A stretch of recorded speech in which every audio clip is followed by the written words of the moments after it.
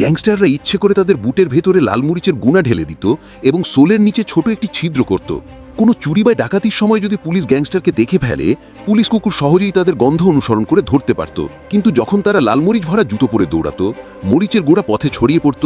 এতে কুকুরগুলো নাক ঝাড়তে থাকত, হাঁচি দিত এবং গন্ধ হারিয়ে ফেলত। কেউ যদি হঠাৎ কোনো ট্যুরিস্ট এটাকে তোমাকে বলে কাঁধে পাখিপুটি করেছে, তাহলে অভিনন্দন, তুমি একটি ফাঁদে পড়ে গেছো। ক্যামেরা সাধারণত তোমার পিঠে সাদা রঙের মতো কোনো আঠালো জিনিস ছিটিয়ে দেয় এবং অবাক হয়ে অভিনয় করে যেন তারা তোমাকে সাহায্য করতে চায়। পরিষ্কার করার সময় তাদের এক হাত তোমার জামা মুছছে, অন্য হাত ধীরে ধীরে তোমার পকেটের দিকে চলে যায়। এই স্ক্যাম থেকে বাঁচার সবচেয়ে ভালো উপায় হলো তাদের সাহায্য না নেওয়া এবং বাড়িতে গিয়ে নিজের জামাটাই ধুয়ে নেওয়া।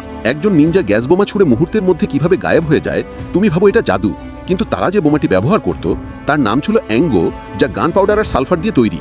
আর যখন এটি ছোড়া হতো তখন কয়েক সেকেন্ডের ঘন ধোঁয়া তৈরি হতো, যা আশেপাশের সবাইকে অন্ধ করে দিত।